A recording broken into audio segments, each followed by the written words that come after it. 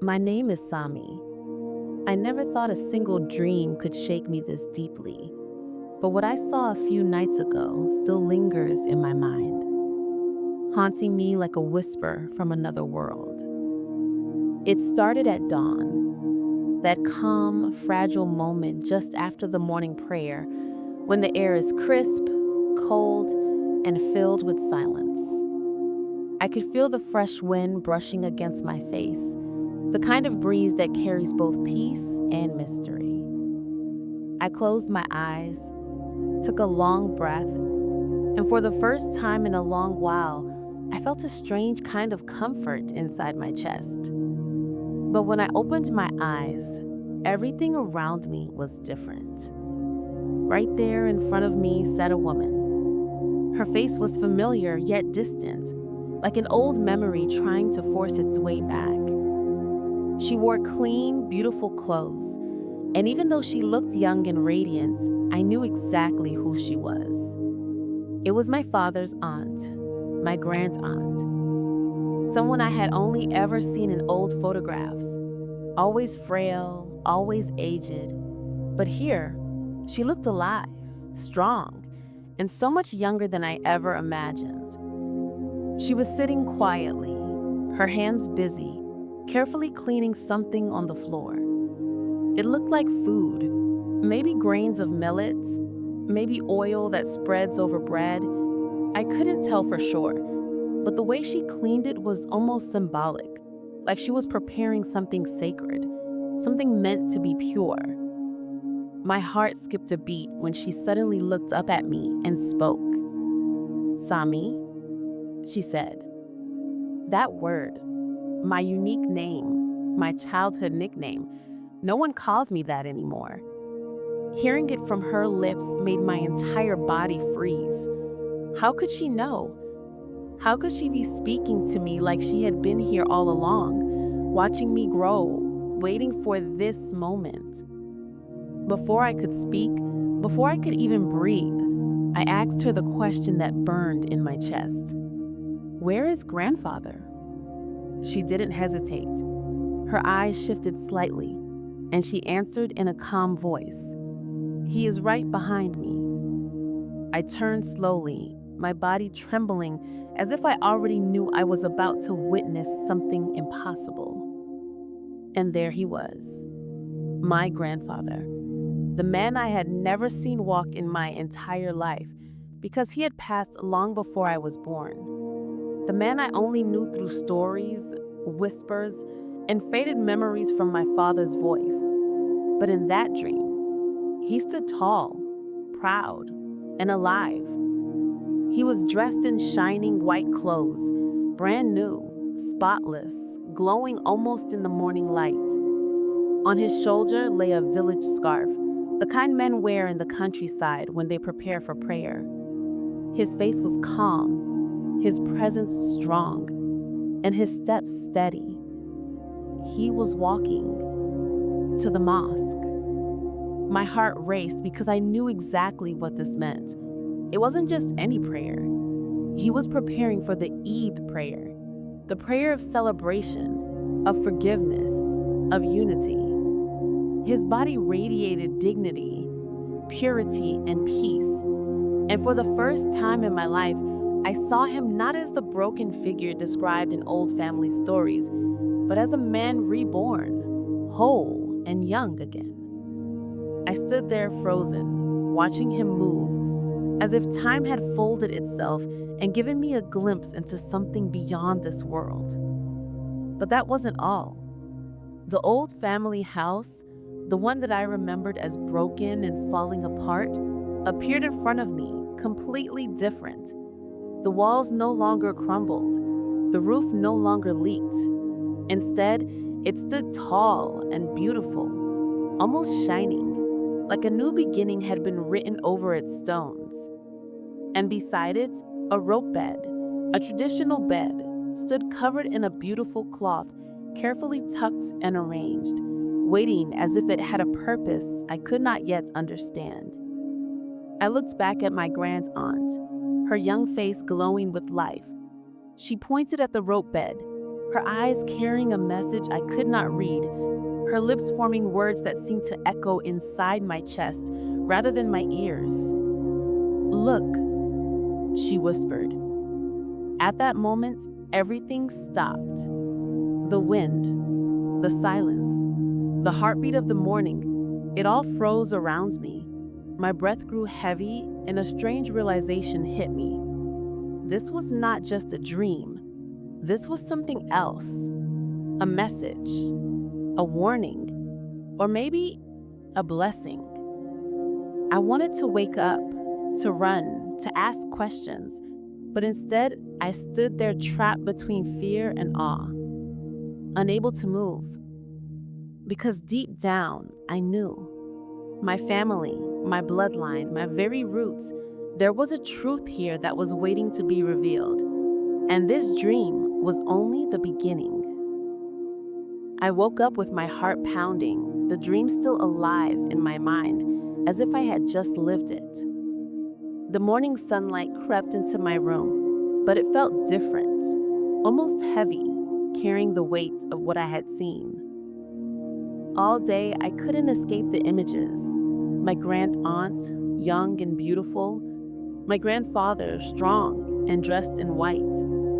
The house no longer broken, but rebuilt in glory. And that single word, Sami, echoing in my ears like a forgotten song.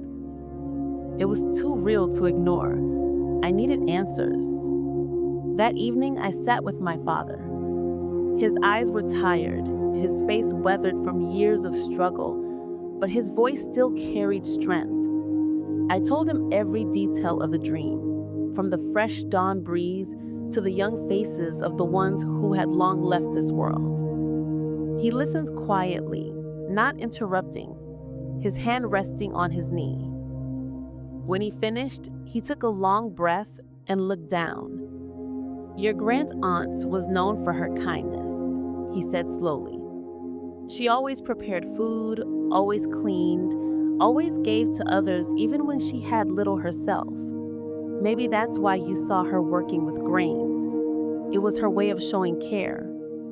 I nodded, but I couldn't shake the feeling that it meant something more.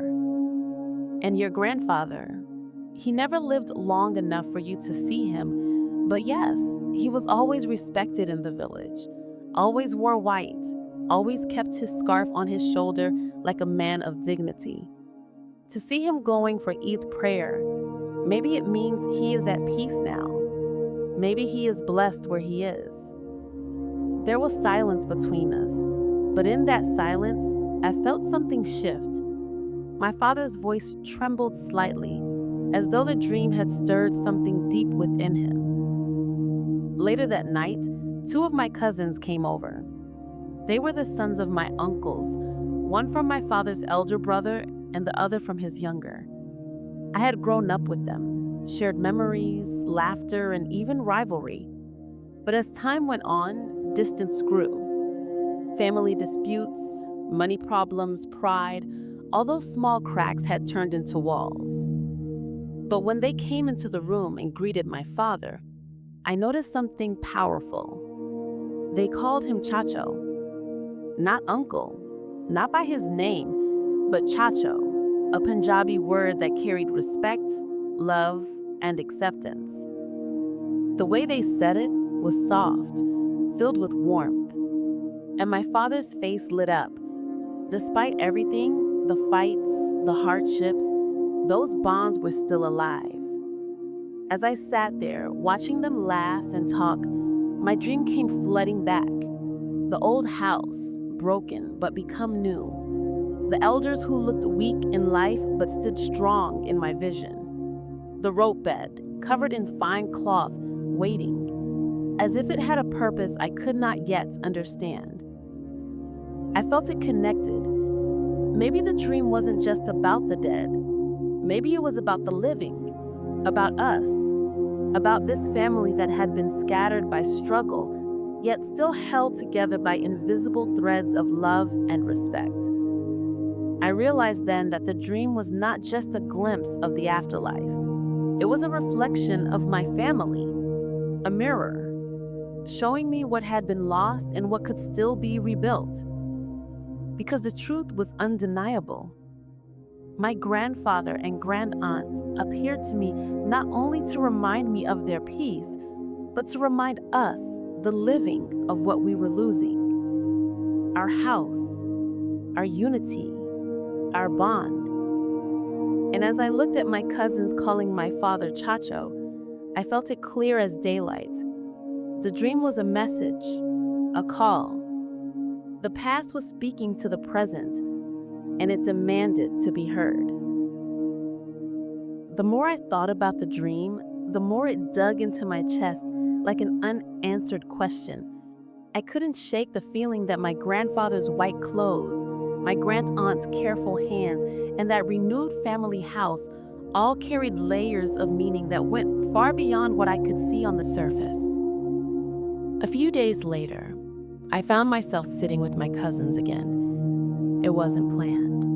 One of them had stopped by to talk with my father about some old property issue, and the other followed. At first, it felt like any normal conversation. Laughter, small talk, memories of childhood. But then, as often happens in families, the tone shifted. The subject of inheritance came up. Land, money, promises made by elders who had long passed away. My father, usually quiet, grew tense. His voice sharpened. My cousins, once smiling, now leaned forward, their words heavier, their eyes harder. I sat there watching, realizing how fragile this bond really was. One spark of disagreement and the warmth of Chachu could easily turn into cold silence. In that moment, I remembered the dream again. The old house, broken and falling apart, standing tall and new.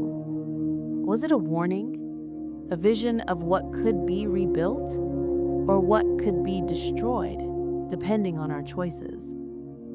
I thought about my grandfather walking to eat prayer, shoulders proud, body full of life. In that world beyond, he was united, complete, and at peace. But here, in this world, his children and grandchildren were slowly drifting apart, like pieces of a puzzle refusing to connect. As the argument grew louder, I heard my grandaunt's voice in my memory. Sami. That gentle call, that reminder of belonging. She hadn't just called my name. She had reminded me of identity, of roots, of blood. And then her whisper, look, as she pointed to the rope bed with the beautiful cloth. That image kept flashing before my eyes. A bed, carefully covered, waiting. But waiting for what? Suddenly the truth hit me like a cold wave. The rope bed was not just a bed. It was a symbol. In our culture, a rope bed is where life begins and often where it ends.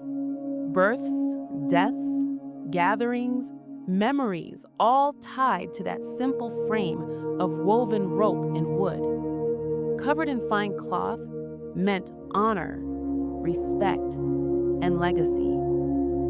Was she showing me that our family's honor was still there, waiting to be preserved? Or was it a warning that if we didn't change, the rope bed would become the place where our unity lay buried, covered beautifully, but lifeless inside? The voices of my father and cousins grew louder. Words turned into accusations, accusations into bitterness. And all I could see in my mind was the old house, shining and new, begging to stay whole, while the real one around me trembled with cracks of anger. I wanted to scream, to stop them, to tell them what I had seen. But my voice stayed locked in my throat. Because deep down, I was afraid. Afraid that they wouldn't listen. Afraid they would laugh. Afraid that the dream wasn't a blessing at all, but a prophecy of what was to come. That night, when the house finally fell silent, I sat alone in my room. My father had gone to bed, heavy with frustration. My cousins had left, their smiles gone, replaced with careful politeness that no one fooled. And I sat, staring at the ceiling, whispering into the darkness. Grandfather, why me? Why show me this? What do you want me to do? There was no answer, only silence. But the silence itself felt like an answer. It told me the truth I didn't want to face. This wasn't just a dream. This was a test. And I was right in the middle of it. The days that followed were heavy. I could feel the tension in every corner of the house, like a storm waiting to break. My father spoke less, his face weighed down with thoughts he didn't share. My cousins avoided eye contact, their smiles replaced with careful politeness that no one fooled. And me? I carried the dream like a secret fire inside me, burning, consuming, demanding answers. One evening, while sitting in the courtyard, I overheard my father on the phone with one of his brothers. His voice was calm at first, but soon it rose, sharp and defensive. Words about money, land, promises. My uncle's voice came through the speaker, equally strong, equally bitter. "The rope bed, you know the truth," my uncle shouted. "The truth," my father replied, "is what no one here wants to hear." The line went dead. My father threw the phone on the table, his hands shaking. I remembered again my grandfather in the dream, walking proudly to the Eid prayer in pure white. That man wasn't just my grandfather, he was the head of this family, the one who kept brothers united, who held cousins close. His presence was like the walls of that house, strong, protective, unshakable. But now, the walls are crumbling, the foundation is cracking. Later that night, I spoke quietly with my cousins, the same ones who had once called my father Chachu with warmth. I asked them, "Do you remember Eid with Dada? How he would gather us all and how no one cared about who owned what or who deserved more?" Their eyes softened for a moment, memories lighting them up. But then, reality pulled them back. One of them said, "Those days are gone. Now it's about survival. If we don't fight for our share, we'll be left with nothing." The words pierced me. Was this what family had become? A battlefield disguised as a home? That night, I couldn't sleep.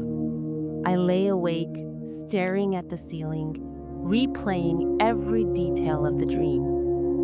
My grandaunt's whisper, the rope bed with the beautiful cloth, the new, shining house. And then, it hit me. The dream wasn't just about the past. It was about choice, about the road we were on. The house in the dream stood rebuilt, beautiful, alive. But in reality, our house, our family, was on the edge of collapse. If we chose greed, anger, division, we would bury ourselves under the cloth of the rope bed, covered, decorated, but gone. If we chose unity, forgiveness, sacrifice, we could rebuild the house just as it stood in the dream. It wasn't a prophecy carved in stone. It was a warning, a chance. But the question remained, who would listen? Because in a family where every voice is raised, sometimes the truth is the quietest sound in the room. And I realized with a chill running through me that the test wasn't for my father. It wasn't for my uncles. It wasn't even for my cousins. It was for me. The next morning, I walked out into the open fields. The air was sharp, filled with the scent of wet earth after a night's drizzle. Birds called in the distance, and for a moment, I felt the same peace I had in the dream when I first breathed deeply with my eyes closed. I thought of my grandaunt's face, glowing, young, alive in that vision. Why had she appeared so radiant? Why had she called me by my childhood name, Sammy? That name carried innocence, trust, a bond untouched by the battles of adulthood. Maybe she was reminding me who I was before all of this, before greed and disputes tried to shape me. Back at home, the storm had not passed. My father and uncles were caught in endless discussions, their words circling the same old wound: land, inheritance, who had given what, who had taken more. My cousins, once brothers to me, now spoke in cautious tones, always measuring each word as if every sentence had a hidden price. I listened quietly, but in my heart, something had shifted. That night, I saw the dream again, but this time, only a fragment. The rope bed stood in the courtyard, the beautiful cloth covering it. My grandaunt whispered once more, though her lips barely moved, "Do not let this become a shroud." I woke with my heart racing. A shroud. The cloth wasn't just decoration, it was a warning. If we failed to heal, that cloth would cover more than furniture. It would cover our family, our name, our legacy. The realization left me shaken. I understood then that silence was no longer an option. If I stayed quiet, if I pretended it wasn't my place, the dream would die unfulfilled, and so would the family bond we once held sacred. So the next day, I gathered my courage and spoke. I stood before my father, my uncles, and my cousins.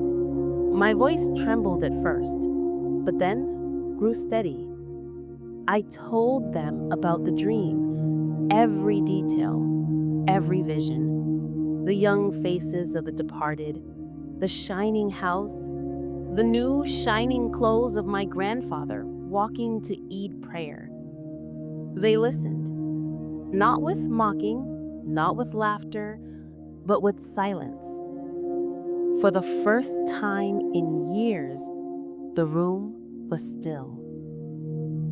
I told them that the dream wasn't only a message from the past, but a plea for the future. That if we chose division, we would lose more than land, we would lose each other. One of my uncles lowered his eyes. My father leaned back, his face unreadable. My cousins glanced at one another, unease flickering across their expressions. No one spoke. The silence stretched, heavy and uncertain. But I knew something had shifted. Maybe not enough to heal everything, not yet, but enough to plant a seed. Because dreams are like whispers. They don't shout, they wait, they linger, they grow if given the chance. And in that moment, I realized the legacy of my grandfather wasn't the land, it wasn't the money, it wasn't even the house, it was us. The question now was whether we were strong enough to protect it. Days turned into weeks, and the air inside the house grew heavier. No one mentioned the dream again, but I could see it in their eyes. My father, who once carried himself with certainty, now sat in long silences, his gaze lost somewhere in the distance. My uncles spoke less when I was around, as if my words still lingered between us, reminding them of things they wanted to forget. My cousins were the hardest to read. Sometimes they avoided me completely, their laughter vanishing the moment I entered the room. Other times, I caught them staring, their faces torn between curiosity and resentment. Were they wondering if I had made the dream up, or were they afraid it might actually mean something? But inside me, the weight kept growing. I carried the silence of that room like a stone on my chest. It was as if the dream had chosen me, handed me a burden I wasn't prepared for. Why me? Why not my father or one of my uncles? Why had my grand aunt called my name? One night, I sat alone under the stars, and the questions became too much. I whispered into the darkness. Why me? I'm not strong enough. I can't hold this family together. I can't fix what years of anger have broken. The wind blew, cool and steady, as if answering. In that moment, I felt again the presence of my grandfather walking toward Eid prayer in his shining white clothes. He didn't speak. He didn't need to. His silence carried a strength that words could never hold. That's when I understood. The dream wasn't a command to fix everything. It wasn't about becoming a savior. It was about carrying the truth forward, refusing to let it be buried under greed and lies. My role wasn't to force change. It was to keep the memory alive, to remind everyone of what was at stake. Still, the burden was crushing. Every conversation about money cut deeper. Every argument between my father and uncles made the walls of the house feel smaller. Every bitter word between cousins widened the cracks in our bond. And then it happened. One evening, voices rose louder than ever before. My father and his elder brother clashed in the courtyard, their words echoing through the night. My cousins stood nearby, anger burning in their faces. The argument turned so sharp, so brutal, that for a moment I feared fists would fly. I watched, frozen, my heart pounding. And then, without warning, I saw it. The rope bed from my dream. Not in sleep this time. In reality. It stood there in the corner, covered in the same cloth. The sight stopped me cold. The cloth shimmered in the moonlight as if daring me to remember my grand aunt's whisper. Do not let this become a shroud. My chest tightened. This was the moment, the test I had been warned about. If I stayed silent, the cloth would cover more than wood and rope. It would cover us, burying our name, our bond, our future. And for the first time in my life, I knew I couldn't remain silent. I stepped forward. My voice rose, trembling but fierce, and the courtyard fell still. The courtyard was quiet now, but the silence was dangerous. My father and his elder brother stood face to face, both trembling with rage. My cousins lingered on the edge, waiting for the fight to erupt. I felt the weight of the dream pressing down on me, stronger than ever. The rope bed glowed in the moonlight, its cloth shifting in the breeze like a veil between life and death. My grand aunt's whisper echoed in my ears. Do not let this become a shroud.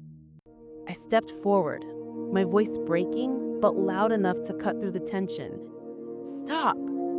Everyone turned. My father's eyes widened in shock. My uncle's face twisted with confusion, and my cousins froze. I stood in the middle of them, shaking, but I didn't back down. I saw Dada, I said, my voice cracking with emotion. I saw him young again, dressed in white, walking to Eid prayer. I saw Dati too, glowing, alive, calling me by name. And I saw this house, new and beautiful, the way it could be. But I also saw this rope bed, covered, waiting for us to choose whether it would carry our future or bury it. No one spoke. The only sound was the wind rushing through the trees, as if carrying my words further than I could. I turned to my father, tears stinging my eyes. Abu, you've carried this family on your shoulders, but if anger is all you hold on to, then what will be left for me, for your grandchildren, for anyone? Then to my uncle, Chacho, you taught me what it means to stand tall, to protect what is yours. But what good is land if it costs you your brother? What good is wealth if it buries love? Finally, I faced my cousins, my brothers in everything but name. We grew up together, we played together, we shared food, dreams, and laughter. Are we really ready to trade that for pieces of soil? Is that what Dada wanted when he wore white and led us to Eid prayer? The courtyard was still. My father lowered his eyes. My uncle's face softened, the fight slipping from his body. My cousins shifted uncomfortably, guilt flickering across their expressions. For the first time, I felt something shift. Not completely, not magically, but enough the truth had been spoken. The choice was no longer hidden. I stepped back, breathing hard, my heart pounding in my chest. And in that moment, I felt a strange peace. The same peace I had when I first closed my eyes in the dream and breathed deeply. Maybe the dream wasn't about changing them at all. Maybe it was about changing me, about giving me the courage to speak, to carry forward what mattered most. As the night stretched on, the argument ended without fists, without final words. Everyone drifted back into their rooms, heavy but quiet. The fight wasn't over, not completely. The wounds were deep, the greed still real. But the seed had been planted. I stood alone in the courtyard, staring at the rope bed. The cloth still shimmered, but no longer like a shroud. Now it looked like a promise, a reminder that as long as anyone's voice spoke for unity, the legacy wasn't dead. And I whispered into the night, to my grandfather, to my grand aunt, to whoever still watched over us. I won't let this family be buried. Not while I still breathe. The wind answered, cool and steady, carrying my vow into the darkness. The dream had ended, but the truth was only beginning.